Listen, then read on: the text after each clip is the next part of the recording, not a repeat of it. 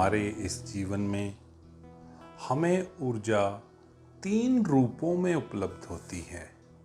एक तो बीज रूप है, कुछ भी प्रकट नहीं। फिर वृक्ष रूप है जिसमें सब कुछ प्रकट हो गया। फिर फूल रूप है, फिर प्राण भी प्रकट हुए और अनूठी सुगंध भी आ गई और खुले आकाश के साथ मिलन हो गया, अनंत के साथ एकता हो गई। बीज का अर्थ है कामना, वृक्ष का अर्थ है प्रेम और फूल का अर्थ है भक्ति। जब तक तुम बीज में हो तब तक काम वासना में रहोगे। जब तुम वृक्ष बनोगे तब तुम्हारे जीवन में प्रेम का अवतरण होगा और जब तुम फूल बनोगे तब भक्ति का। और भक्ति परम शिखर है। शरीर तो बहुत स्थूल है, उसका पता चलता है। उसके लिए किसी भी बुद्धिमता की कोई जरूरत नहीं, उसके लिए किसी भी ध्यान की कोई जरूरत नहीं। मन की भी थोड़ी झलक तुम्हें मिल सकती है, क्योंकि मन स्थूल और सूक्ष्म के मध्य में है। वो शरीर से भी जुड़ा है और आत्मा से भी। परंतु आत्मा शब्द सुनने से बेचैनी सी होती है। शब्द बड़ा बेबूझ है। डिक्शनरी में तो इसका अर्थ मिल जाता है, परंतु जीवन में आत्मा का कोई अर्थ हमें नहीं पता लगता। शरीर के साथ जुड़ी हैं काम वासनाएं। काम वासनाएं स्थूल हैं। काम वासना का अर्थ है शरीर अपने से ऑपोजिट शरीर को मांगता है। क्षण भर का मिलन हो जाता है, उसके बाद उसकी भूख नहीं मिटती और गहन हो जाती है, क्योंकि मिलने के बाद मिलता कुछ भी नहीं और ऐसा लगता है कि उल्टा खो गया। शरीर का मिलना क्षण भर को हो सकता है, परंतु स्थूल एक दूसरे में विलीन नहीं हो सकते। स्थूल की एक सीमा है। आप बर्फ के 2 टुकड़ों को मिलाने की चाहे कितनी कोशिश कर लो, बड़ी मुश्किल होगी, ना मिलेंगे। परंतु अगर वो पिघल जाएं, जल हो जाएं, तो मिल जाएंगे। कोई अड़चन नहीं होगी, क्योंकि सीमा खो गई और मिलना इजी हो गया।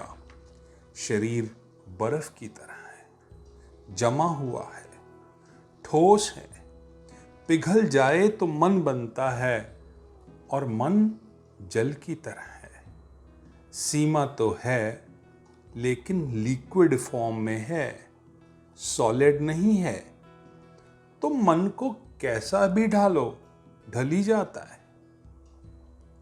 परंतु मन लिक्विड स्टेट में है, जो कि कभी भी बदल सकता है। काम वासना है शरीर जैसी और शरीर की। प्रेम है मन जैसा और मन का। प्रेम की मांग शरीर की मांग से ऊपर है। प्रेम कहता है कि दूसरे का मन मिल जाए। शरीर तो खरीदा जा सकता है, मन नहीं खरीदा जा सकता। मन प्रेम मांगता है। कोई जो अपना सब कुछ लौटाने को तैयार हो जाए बिना किसी शर्त के, वही मांग प्रेम की है, वही मांग मन की है। जब 2 मन मिलते हैं तो उससे रस पैदा होता है। उस रस का नाम प्रेम रस है। जब 2 शरीर मिलते हैं तो जो रस पैदा होता है उसका नाम काम है। फिर मन के पार भी तुम्हारा एक अस्तित्व है आत्मा का। आत्मा ऐसे जैसे पानी भाप बनकर आकाश में उड़ गया, पानी ही है लेकिन अब लिक्विड फॉर्म में कोई बाउंड्रीज नहीं रही, आकाश में फैलना हो गया, अदृश्य हो गया। भाप थोड़ी दूर तक जाती दिखाई पड़ेगी, फिर खो जाएगी। अनंत में आत्मा अदृश्य है, बिल्कुल भाप के जैसी। शरीर मांगता है शरीर को, मन मांगता है मन को, और आत्मा मांगती है आत्मा को। शरीर और शरीर के मिलने से जो रस पैदा होता है वो क्षण भंगुर है, और मन के मिलने से जो रस पैदा होता है वो थोड़ा स्थायी है, जीवन भर चल सकता है। आत्मा मन के प्रेम को नहीं मांगती, क्योंकि मन तरल है। आज किसी से प्रेम किया, कल किसी और के प्रेम में पड़ सकता है। मन का कोई भरोसा नहीं है। आत्मा की मांग है शाश्वत की, सनातन की, निरंजन की, उस परमात्मा की। आत्मा और आत्मा के मिलन से जो रस पैदा होता है उसका नाम भक्ति है।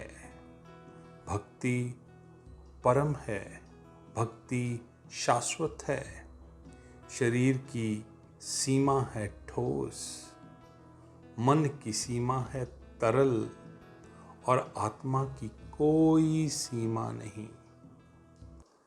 काम में शरीर और शरीर का मिलन होता है, स्थूल का स्थूल से मिलन होता है, मन में सूक्ष्म का सूक्ष्म से मिलन होता है। आत्मा में निराकार का निराकार से, भक्ति निराकार का निराकार से मिलने का सबसे पावरफुल शास्त्र है। हम सबको परम भक्ति में विलीन होकर उस परमात्मा को पाना चाहिए। अपने जीवन को काम से, मन से ऊपर उठाकर आत्मा की दृष्टि से देखना चाहिए, और हम सब इसे सिर्फ और सिर्फ भक्ति से ही देख पाएंगे, और इस भक्ति में ही शक्ति है जो हमें उस परमात्मा से मिला सकती है।